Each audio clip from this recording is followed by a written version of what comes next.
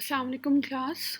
We have completed chapter number 7, and from there we move to the next chapter, which is chapter 8, and we are now going to observe the market structure.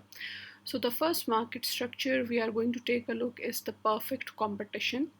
Perfect competition, it is considered as a role model, which means that market must be operating in this manner or an example has been set, and then we will observe that how much actually or practically this market is applicable in our real world scenario. So let's first start with the definition of perfect competition. Prevalence of same price for the same product at the same time period. That as long as the product is identical, price is going to be the same during a given time period. Perfect competition only applicable in the agriculture sector or poultry, and even in these two sectors it is applicable at the wholesale market and not a case of retail market. For example, considering a farmer who produces wheat, let's say in Pakistan 1000 farmers are producing wheat. So as long as the product is identical, and how do we know that the product is identical? That physical characteristics of the product are the same, that color, size, quality is going to be the same, so the price of the product is going to be same as well. Any difference either in the color of the grain or the quality of the grain, price is definitely going to be different one. Now, to identify that either it is perfect competition or not, there are few characteristics which we are going to discuss, which enables us to identify perfect competition. First one is large number of buyers and sellers. In case of perfect competition, there are large number of buyers and sellers who are producing and buying the same product at the same time. So the higher the number of sellers, it means that each firm or seller has lesser power to control the market. So firm is a price taker under perfect competition. Price taker means that the firm or a producer cannot influence or cannot change the price, but it has to sell at the given price. Second is product homogeneity, which is that product is identical in nature, that nobody can identify any difference in the product, and to make it identical, the physical characteristics of the product are same, which means color, size and quality are going to be the same, so price is going to be same as well. Third characteristic, free entry or exit of firms. Under perfect competition, there are no barriers on firms either or entering or leaving the business. Any firm which finds it profitable can enter into the market, and if it is incurring loss can leave whenever it wants. However, when we observe in our practical market situation, practically the firms are not allowed to enter or leave by their own will. There are certain barriers or restrictions which are imposed on the firms. It could be in the form of patents, it could be in the form of registration, it could be in the form of trademarks. Basically, all these are the different restrictions or the barriers which are imposed on the firms. But in case of perfect competition, we are assuming that there are no such barriers exist for the firms or the producers. Fourth one, perfect mobility of factors of production. In case of perfect competition, there are no restrictions on the mobility of factors of production. When we talk about the mobility, capital and labor are the mobile factors, while the land is a fixed factor. So it means that labor is allowed to freely move between the industries or the businesses. But practically, labor is the factor on which the maximum restrictions are imposed in our market. Restrictions in a sense that Whenever a job is offered to a person, the first requirement is always to sign a agreement with the organization. That agreement is basically a set of restrictions which an employee has to follow, and one of the restriction is that it cannot leave the job without prior notice. So if we are imposing that condition, it means that the labor is not perfectly mobile. There are certain constraints or the barriers which it has to bear. But in perfect competition, we are assuming that there is no such restriction imposed. Last one is perfect knowledge.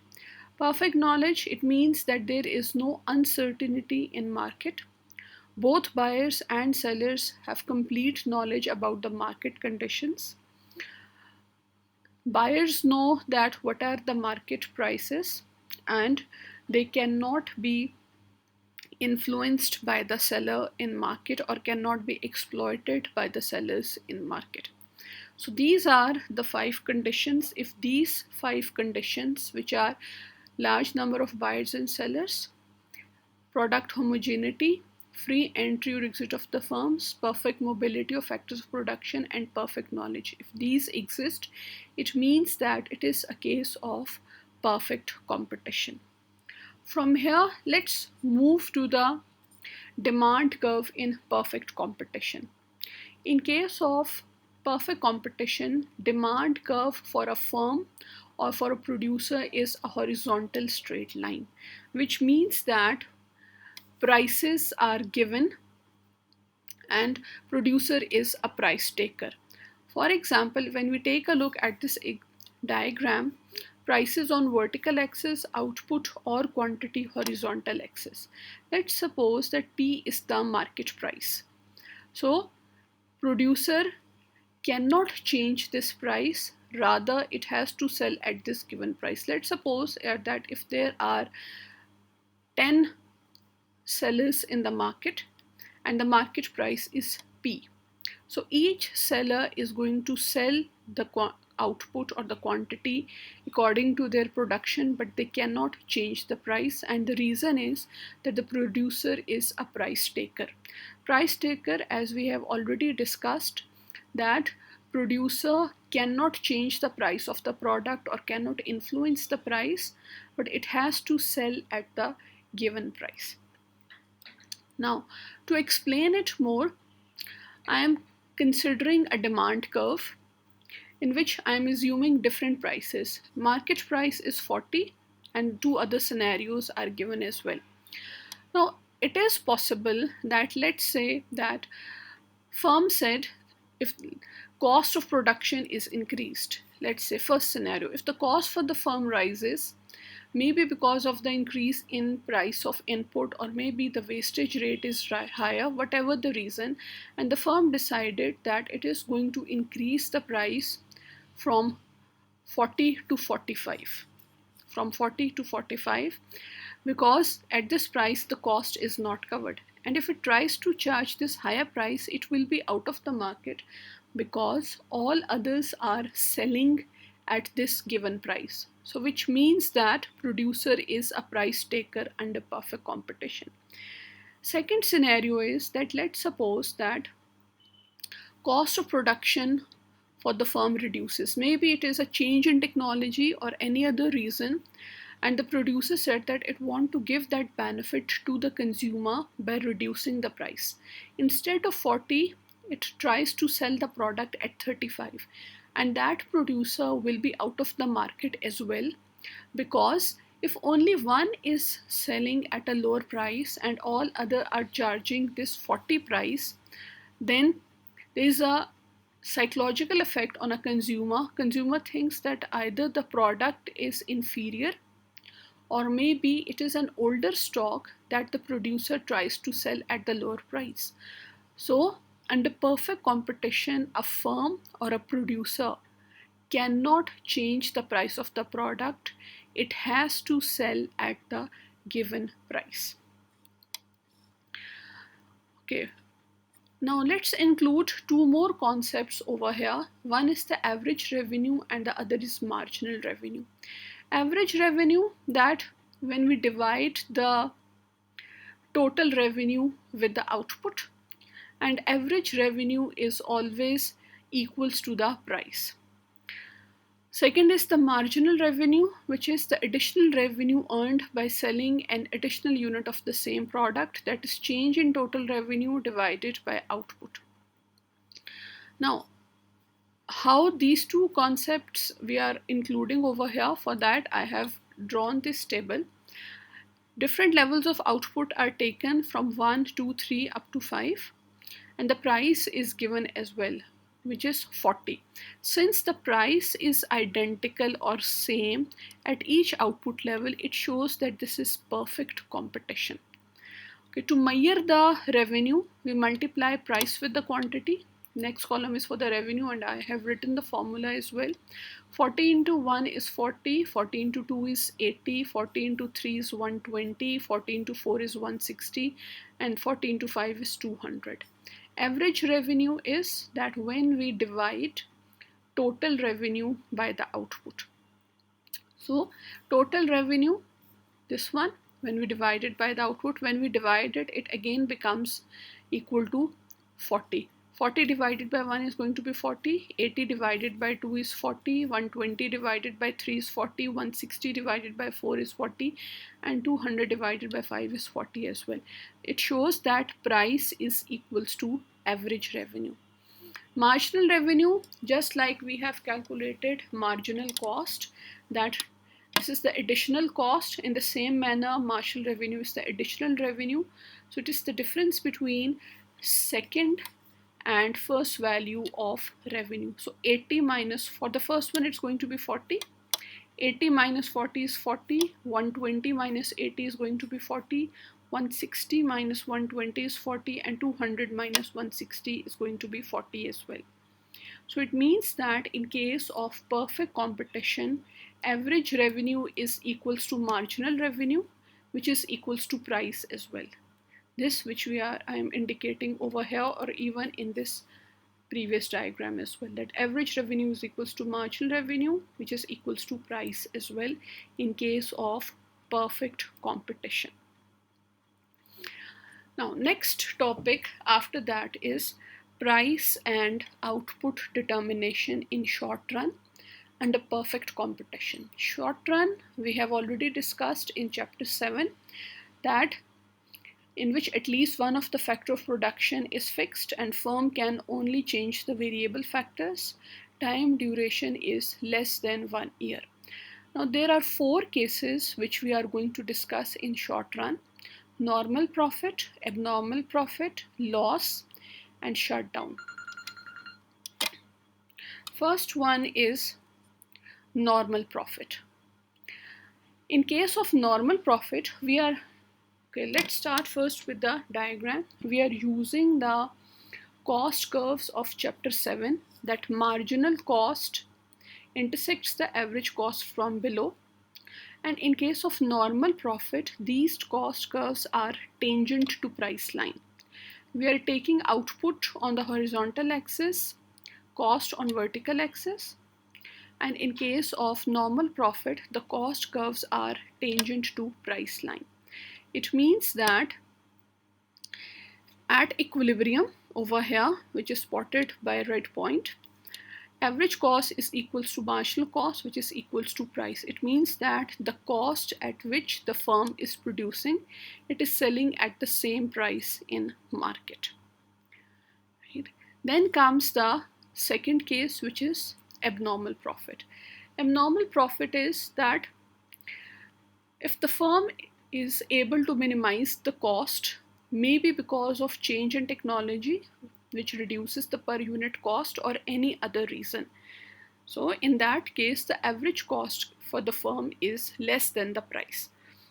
Now the same condition we have used, that marginal cost intersects the average cost. It is the same one. It is intersecting over here. But now these cost curves are below the price line. Price is the same as before, indicated by this red dot. Same price, but now the cost curves are below the price line. And this gap between price and cost is the abnormal profit for the producer. Now this is the price I'm indicating by the arrow, and this is the cost. This gap between cost and price is the abnormal profit for the firm. That in this diagram, marginal cost is equals to average cost over here, but it is less than the price. Price is indicated by the red dot, and this shaded area, it shows the abnormal profit for the producer. That if the firm is able to minimize its cost of production, then cost is less than the price and the gap is abnormal profit for the producer. Then comes the third one, which is loss. Loss is that if the firm is producing at a higher cost relative to the market price, then the firm will incur loss. Now in this diagram, we continue with the same market price indicated over here by the straight line, and the marginal cost again intersects the average cost, but this time the cost curves are above the price line. This is the price indicated by the red dot, and these are the cost curves. That gap indicates the loss for the firm. It means that the per unit cost is greater than the price, and the firm is unable to sell at this market price and will incur the loss. This shaded area indicates loss for the producer. So three cases we have discussed. First one, when the cost curves are tangent to the price line, normal profit. Cost curve is below the price line, abnormal profit, and cost curve is above the price line, that's the loss for the firm or for the producer. Fourth one is shutdown point. Shutdown is that when the firm decided to close down the business or decided to leave the market.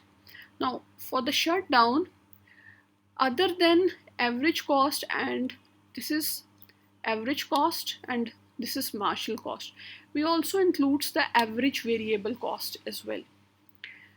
Right? Average variable cost, it shows the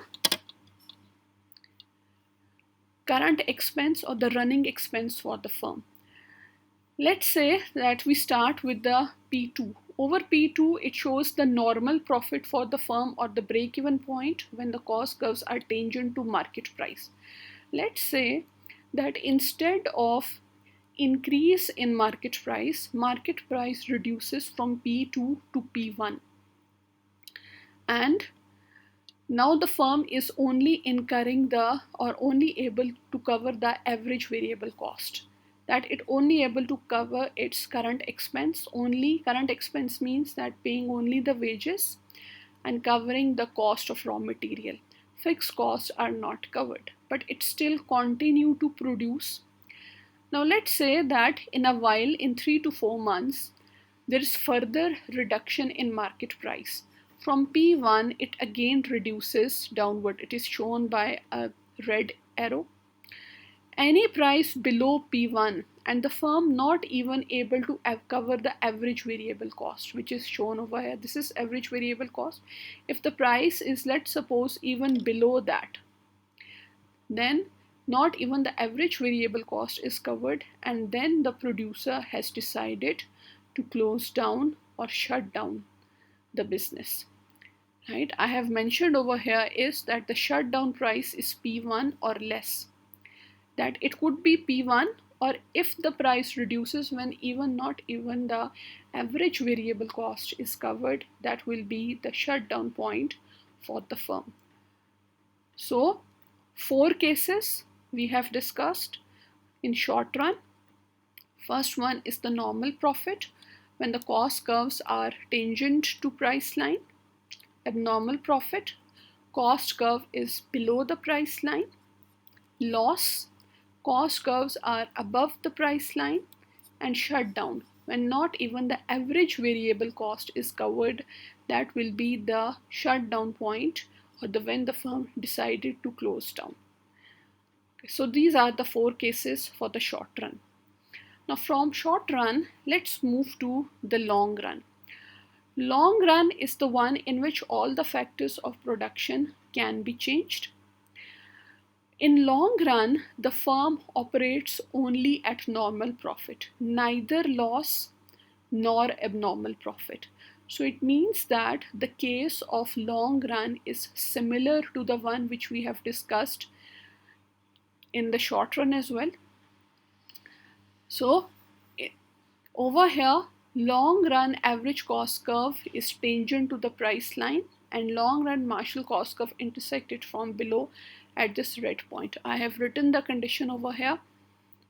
Long run average cost is equals to long run Marshall cost, which is equals to price. To differentiate it with the short run, we have written L over here, which indicates the long run. It means that neither loss nor abnormal profit, firm only earns normal profit in the long run.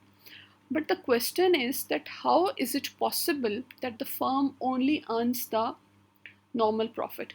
So for that,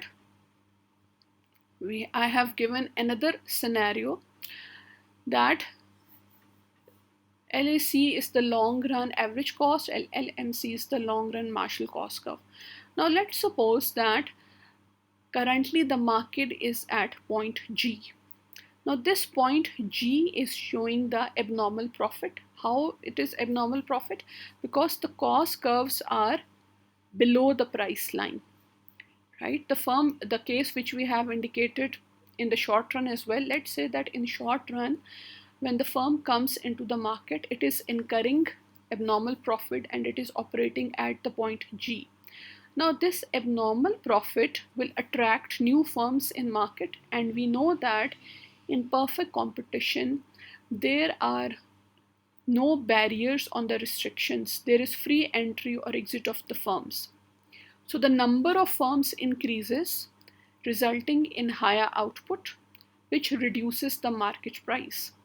So from point G, now the firm will move to point E.